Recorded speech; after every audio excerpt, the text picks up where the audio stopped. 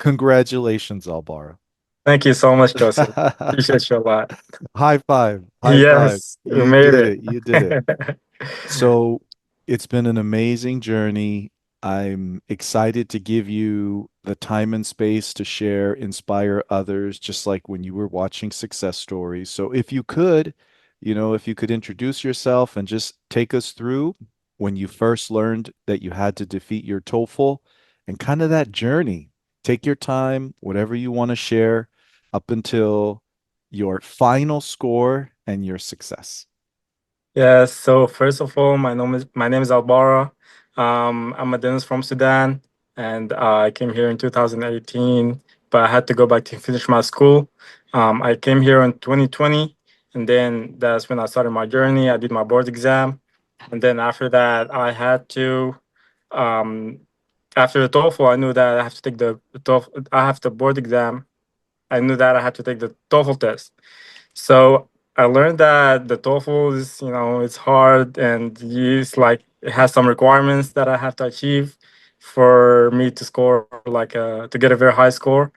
And I started my journey and I was just using online sources, the free videos on YouTube. And I gathered more information about TOEFL. And then I took the TOEFL once. And for the first attempt, I wasn't prepared enough, I would say. And I got a 74. So it wasn't great. And I was like, oh, it's going to be a long journey, but I have to take it. I have no other choice. And I started preparing. And then I looked into uh, I, I knew that I need some help. So I was open to any programs that I could take me as a student so they can teach me how to get my high score. So after my second attempt, I found a friend who suggested NoteFull, suggested you for me. So, and then when I joined NoteFull, I started to like have I'll say, um, um, a schedule, a TOEFL study schedule, just for the TOEFL. And through NoteFull, I've been guided to. I learned how to study and how to use my time on TOEFL because before that, I used to just study randomly, watch a lot of videos. I know that helped me because um, when you started something new, you have to learn like what's on it first. So yes, I'm not regretting that. That I was just watching videos because that gave me valuable information that I used later, and I kind of like built on it. Um, but yes, after I joined NotFull, yeah, it's been a great journey. Yeah, it's been very long. I don't know where to start too, but Can you I guess. share? So I think this is a wonderful story. And I think your first TOEFL, you took it at around 2020, was it? No, it was around, I would say 2022, 2022. 2022, I think so. Like Yes. September, like the end of 2022. Yeah, 74. And you, like most dentists, most of our students, you wanted a top score of 100 plus, right? Yes, yes. So can you take us through? Because everyone's kind of in the process of their journey. So I'm curious, how many, like when you took your second TOEFL, what was your score? Like, what started to change your mind as you were studying on your own? You were using free sources. What was it that made you say to yourself, I need more than just the material I'm searching online?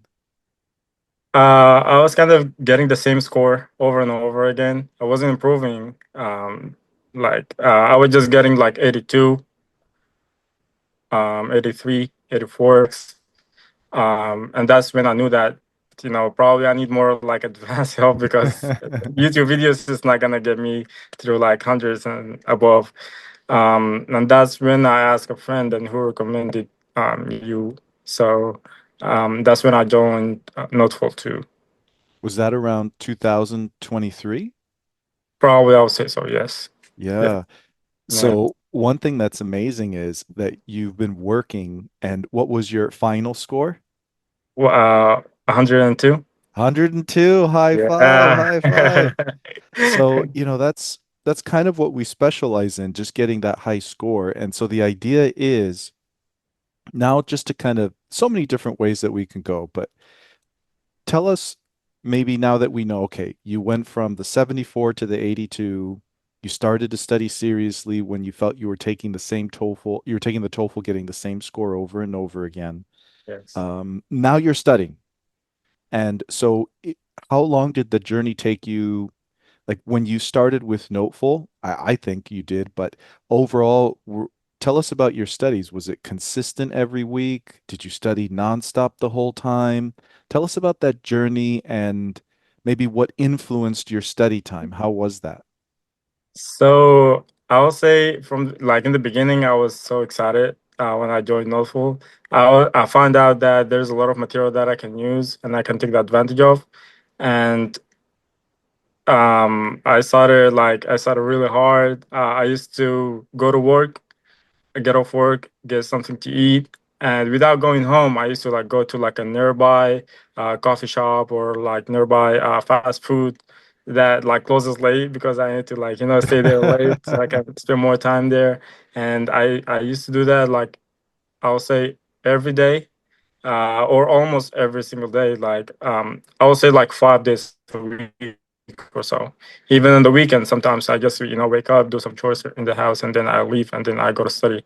Um, but so I've been doing that for like about 2 years, studying every day. But yes, there was like up and downs. I wasn't consistent all the way, I would say. Sometimes I get burned out and Yeah. I'll take breaks. And those breaks will be like, yeah, that's kind of a mistake too. I know you recommend some breaks, but it's not supposed to be like longer than a week. But yeah, I made some mistakes and that made my journey a little longer. So yeah, I used to like get burned out, and I had one problem that I was a little afraid of taking the test again and not getting like a higher score. So I wasn't like at some point I was like, you know what, I'm not ready. I'm not ready. Like um, I felt like no, I need more time. I need more time. I'm not ready to take the TOEFL again, and that like pulls me down a little bit, but I just kept studying, watching videos, your videos, following the techniques. And at first, when I was studying, I was following techniques more than just like um, focus on improving my English. So I was working on the technical things. Also, I'm not regretting that because I kind of like used it later. Hmm. But I feel like if I worked on both at the same time, it couldn't just make my journey a little shorter. Nice. So Yeah. when you started studying, so I imagine kind of like most students, because it's hard, over the Yeah. 2 year journey, when you were studying intensely, you're excited. How many hours a week when you were, going to the fast food place, just like everybody finding your time? How many hours a week do you think you were studying that was really working for you? I'll say a week at like 18, 18. I always try to do like 2 hours a day or something like that. If not 2 hours, I'll try to make it up during the weekend. But yeah, like usually my study time used to be around from 6 to 8 or like 6 to 9, 6 to 10 sometimes. And some days I will get up like I will leave early, and sometimes I'll get like even to 12 or 11 o'clock at nighttime. But yeah, around 18, 20, I would say, like every week. That's perfect. So it's a good reference for everybody looking for that improvement. Over Yeah. the course of 2 years, sacrificing, finding the time, Yes. 18 to 20 hours a week. And what you were saying is if you could do it over from the beginning, I imagine you'd probably spend maybe something like 50% of your time on techniques, Mhm. strategies, time management, and then 50% of the time, building comprehension, the vocab, kind of concentrating on your English level. Is that correct? Yes. Yes. Like I said, I used to study more about like techniques and strategies, but like in the last 3 months, I found out that no, it's not just the techniques and strategies. It's more about comprehension and improving my vocabulary, improving my visualization, so I can get a better score. And also, like I found my way on how to improve myself too. Like for example, on the reading, I had to like change the perspective on how I'm reading, or how I'm like solving the questions. Because when I look at the question, I just look at that question. I wasn't thinking about the whole picture, like what's all the passages about, and that was kind of like yeah, pulling me down like from getting my score. Yeah, and I think this is a great transition. And so, but before we go into the reading, listening, speaking, and writing, I think it would Yeah. be really helpful. I know everyone experiences that burnout. So, what do you think kind of led to your burnout? How did you get back on track? And just, to relate to other students, when you did step away from the TOEFL, how long was it before you came back? I did that multiple times to be honest. That's It okay. was Yeah. yeah, it was like just because sometimes we moved from one house to another house, so I stopped like studying for like a whole month. And that was like kind of, I had to restart, not restart, but like, um try to get more hours to like just get back in track. What kind of got you back on track?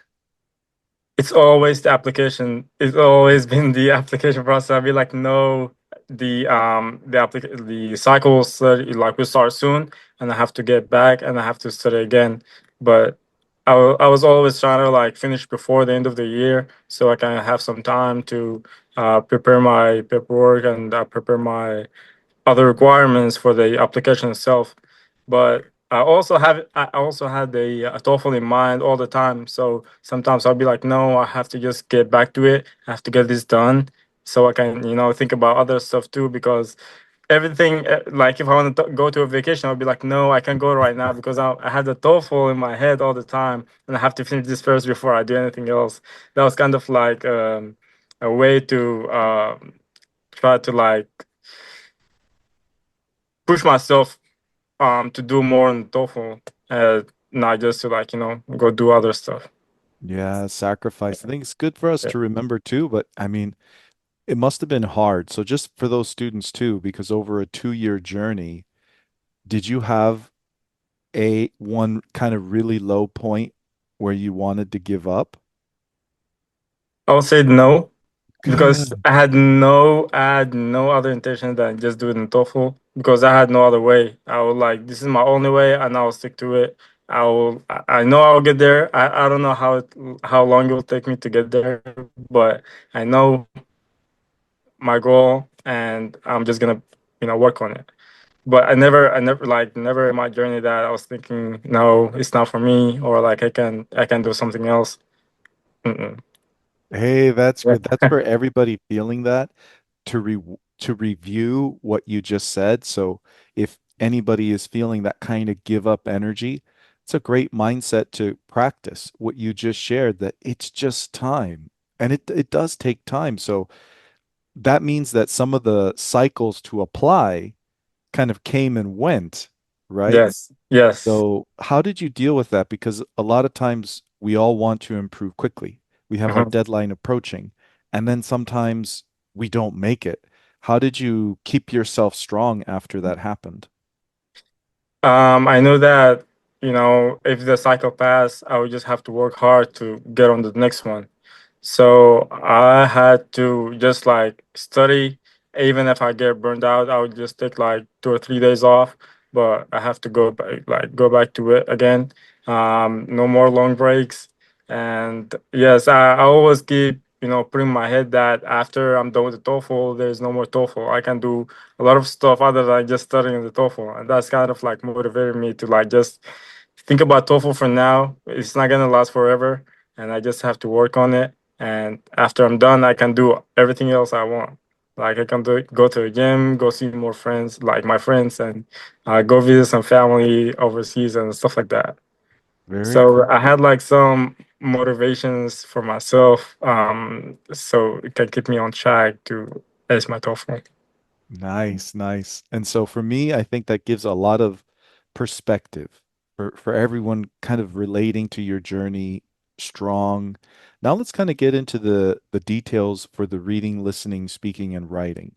So would you mind sharing what your original reading score was, what your final reading score was, and what was like you study everything. But what do you feel was the key that started to change your score for the reading? I think I can't remember my first score on the reading, but probably like I started from like 16, 17, something like that. Yes, and of course, it's not one thing that's made the big improvement. It's like a couple of things. But the biggest one I'll say it's comprehension. Mm.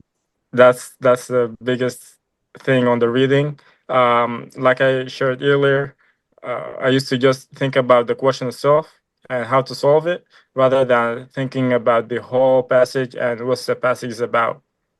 But once I got that, I got more in like 23, 24, and I worked on those. So I combined both comprehension and strategies. So I was able to get a 26 on my. Nice. Actually, it was 27 on the test day, and then I don't know, out of Oh, nowhere, they just yeah. plugged it in. Yeah, we said that Yes, it was yes, 27 on the screen and then yes. it turned into 26 on the report. I was like, okay, This strange, you got yeah, your dream score. It's rare, but yeah, you still got your 102 overall. So, yeah. can you share w with comprehension? What helped you improve it? Was there anything specific that you feel was really giving you that power? So it's, of course, one of your strategies, the 7 steps for comprehension. That was a big thing. And second of all, it's the I used to read like TOEFL passage every day or every other day. I used to like get more vocabulary from every passage that I study, and I used to like study it intense. Like I get more information about what I'm studying, and then I will look into like I said, new vocabulary, what's the passage is about, and try to just understand what is he saying, what is he teaching me. Perfect. And Yeah. so, what about for the listening section? Can you share the same thing? Starting score, what your final score was, what was the biggest thing that helped you improve for those maybe struggling with the listening? So my listening skills wasn't that bad. It was I started probably from like 22 or 23.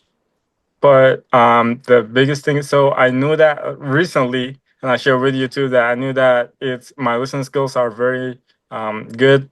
I just need to visualize. That's the biggest thing. And I used to take a lot of notes, like a big sheet of paper for only one listening.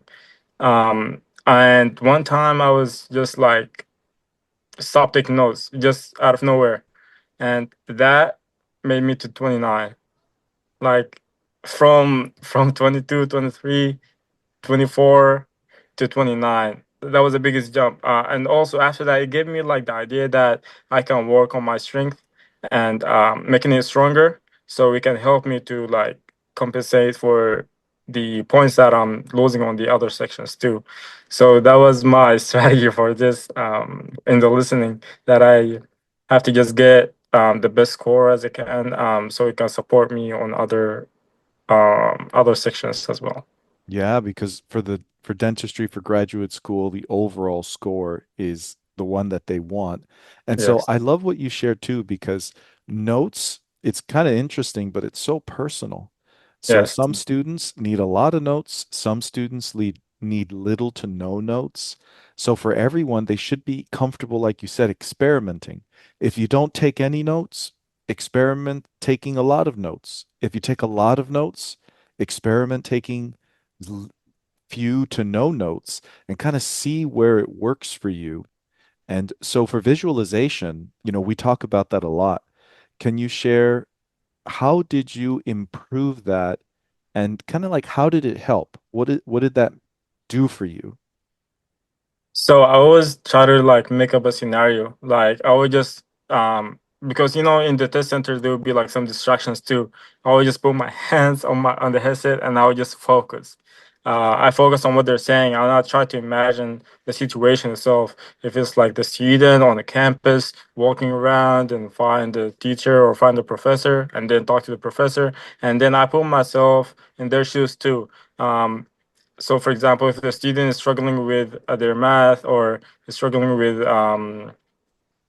something in the cafeteria or anything like that, I try to visualize the situation, and because when I visualize the situation, I try to think about the situation too. Like, oh yeah, now this makes sense. Oh yeah, this solution will make a lot of sense. Why? And that improved my score a lot. Visualization and taking less notes. For me, I will say about notes. Students should start trying to find the balance, because when I was taking a lot of notes, I wasn't visualizing enough. Hmm. So I had to find the balance, and I found out that I have good memory. Like, I don't have to memorize everything, because the situations, if when I memorize, I would just have to remember the situation. I don't have to look for notes and try to think about what did they say about it and stuff like that. So yeah, everyone just have to find a balance. If you take too much notes and you're not visualizing, that kind of like hurts a little bit. Yeah, great points. And now for the speaking, Yes. how did you first score on the speaking, your final score, and what was that one thing or maybe two things that you felt helped you improve? So the speaking, probably I started from like 1920, no, probably 2021, I would say. Hmm. And one thing that kind of like improved my speaking skills is, yes, in my native language I speak faster, but I try to, when I speak faster, of course I'll skip some letters, I'll skip some even words. But yeah, on my TOEFL, I try to like slow down. I try to be in control, uh, improve my delivery. Yeah, that was a big thing too. And I remember when we took the what is it called, the small group tutoring, Hmm. that helped me a lot. Our small As group tutoring together. Can you share Yeah. like what helped you? Like what happened before the tutoring? What happened during the tutoring that kind of opened your eyes or you felt, ooh, this is actually getting better? So I always wanted someone to give me like personal advice on how to improve my speaking. And during the small group tutoring, you gave me some personal advice that I feel like, yes, I need to do that to get my score. And I just keep working on it. And one of the stuff that you mentioned for me is to um, work on my pronunciation and reducing out my eyes and stuff Yeah. like that. So yeah, delivery. So yeah, that helped me a lot. And also how to connect my note connection is how to connect my notes and how to connect my ideas, how to come up with ideas, all that stuff that helped me a lot too. And Yeah. also I gained confidence. That was a big thing because I always try to be perfect. And I always try to be like, oh my God, I always stressed out if I'm not So what was your final speaking score? 25. 25. Nice. Yeah. And I think what you were sharing too that was really helpful for everybody is always good to have that direct feedback. And so everyone can kind of get the same feedback as you. Reducing and uhs. When we speak, we're not just saying the words, we're concentrating on the sounds, the pronunciation, the connection. That's a little bit of a hard one to talk about like at the moment, but the idea that for question two, for question three, we are making a connection between the listening and the reading. So for everyone to remember. And when you shared about what what happened, what helped you to make that change? Because it can be hard to improve your pronunciation, remove and uhs. How did you do it after the tutoring? So after every session, I sit down and I work on the homework. So I try to record myself what I'm doing it, and then try to see what I could have done better. Um, so I try to like take the advice from you and just repeat it again and again and again. Like I said, train 50. So that was what I was trying to do. Um, so that helped me a lot as well. So recording myself was a big thing also. Yeah, a lot of students say that because it's kind of like when you get the feedback, or even for anybody watching that doesn't have that feedback, to make, like, I always think you can make flashcards and you could say, reduce ums and uhs. So after you record yourself, you go through your flashcards as you listen to yourself, and you can help yourself and be your own tutor too, and just practicing that same question over and over. And so, wonderful job. And I want to hit that one point you said about not being perfect. So that's one of the biggest things that I always try to share, that the strange thing is, or maybe you can share, what was it about perfectionism that hurt you, and how did you change it so you got better? Yes, this is not just for TOEFL.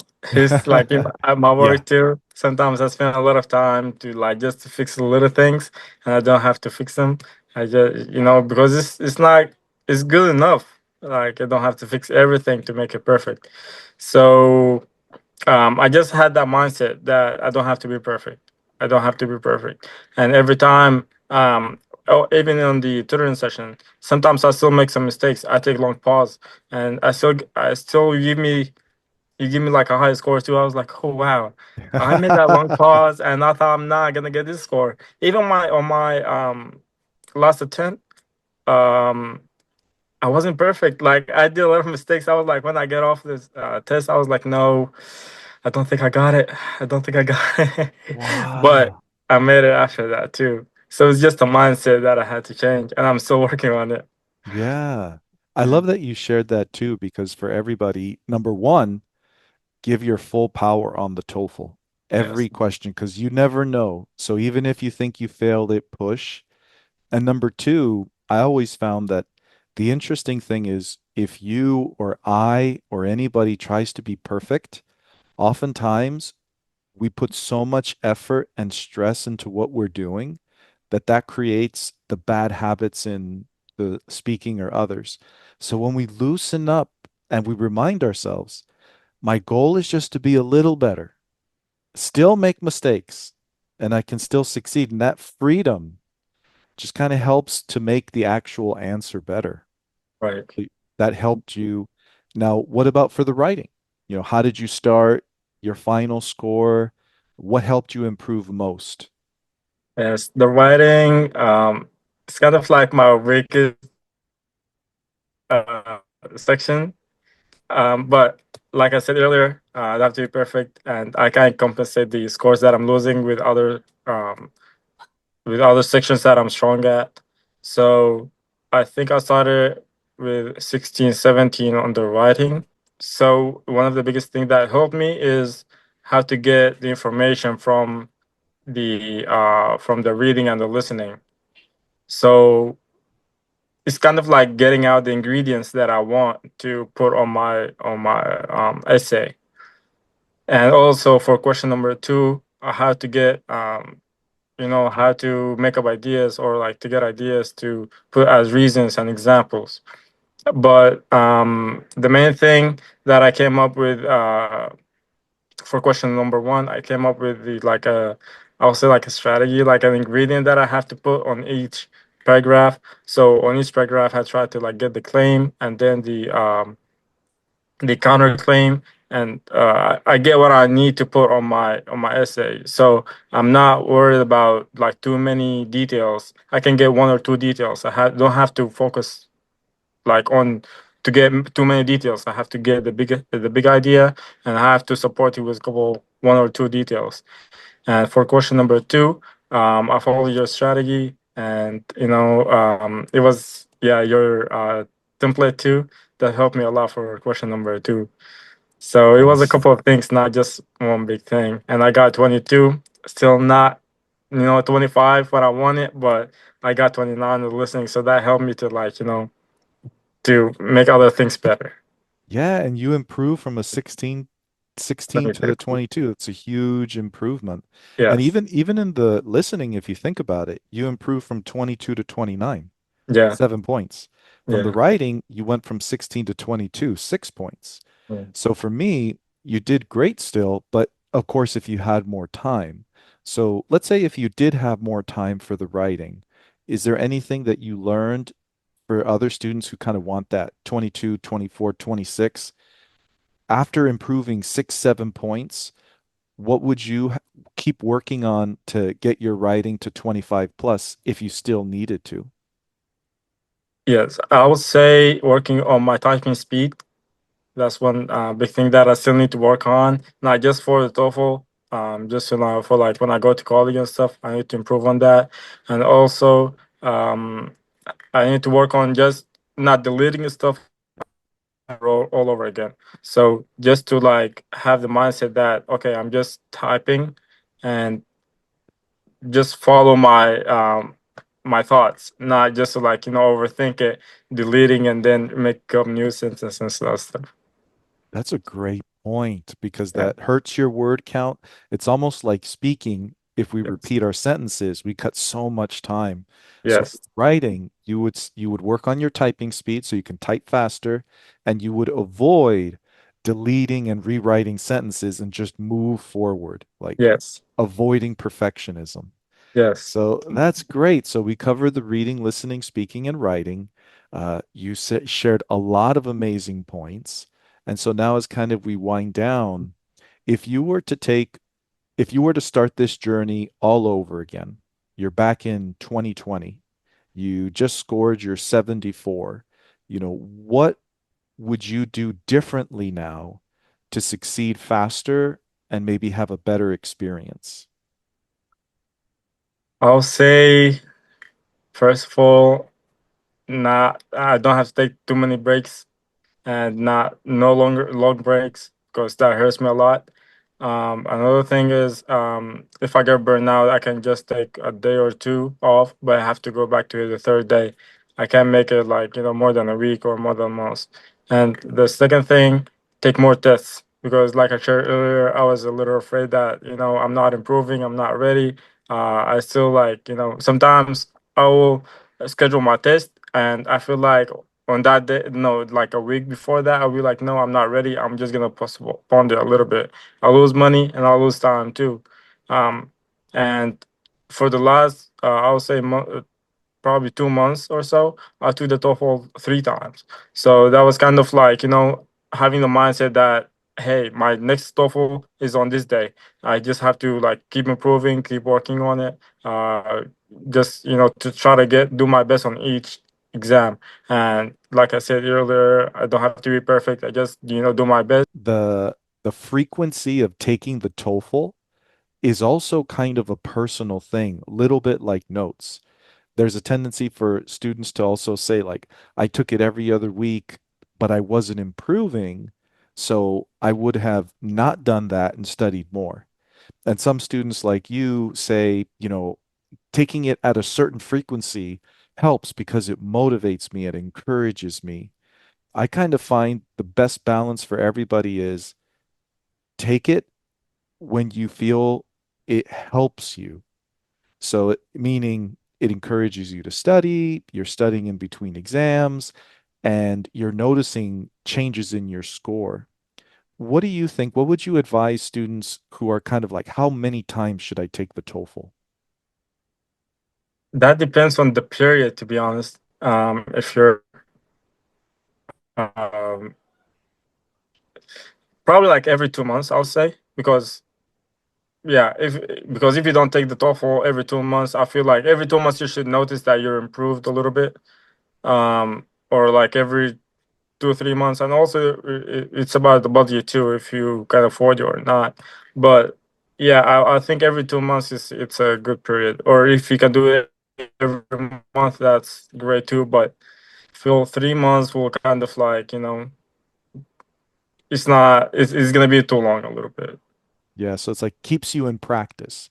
And I like that Yes. too because like you said, every 2 months, you're not saying like every week. Like every Mhm. 2 months, you can study, you can take it, you can notice improvement. If you're not improving, you're like, okay, I have to change something. I think every month if you're studying is good. And like you said, every 3 months depends, but it might get you out of practice, out of Right. the confidence of the experience. Yes. And so, I mean, with that, I think you shared a lot of amazing things. To your classmates who are maybe doubting themselves or struggling, maybe a little bit of a low point right now, do you think they can do it too? Can they pass the exam? Everyone can do it. Everyone can do it. Um, you just have to work on it. Just keep it your only goal for now. Don't think about other stuff. I know life is, very hard and it's very difficult to like just stay on one path, but just do your best on studying every day. Try to, if you have 50%, like you always say, just use your whole 50% um, of your energy.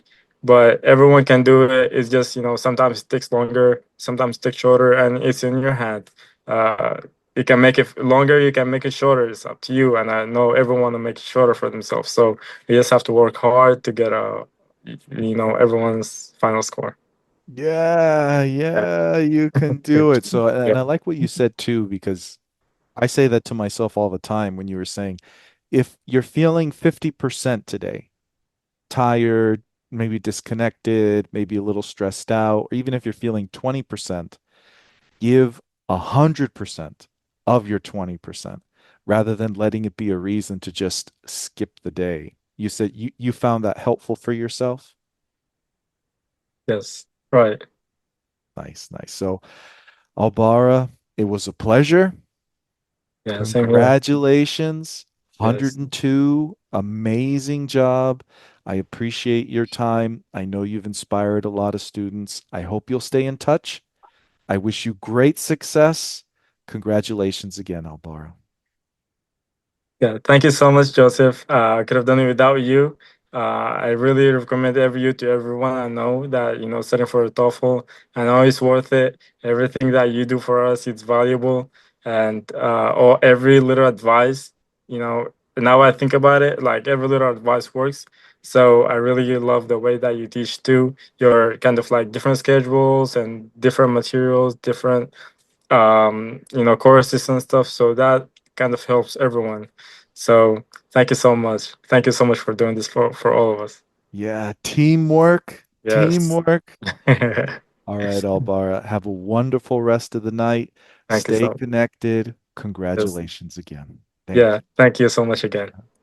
Bye bye, All right. Alvaro. Bye.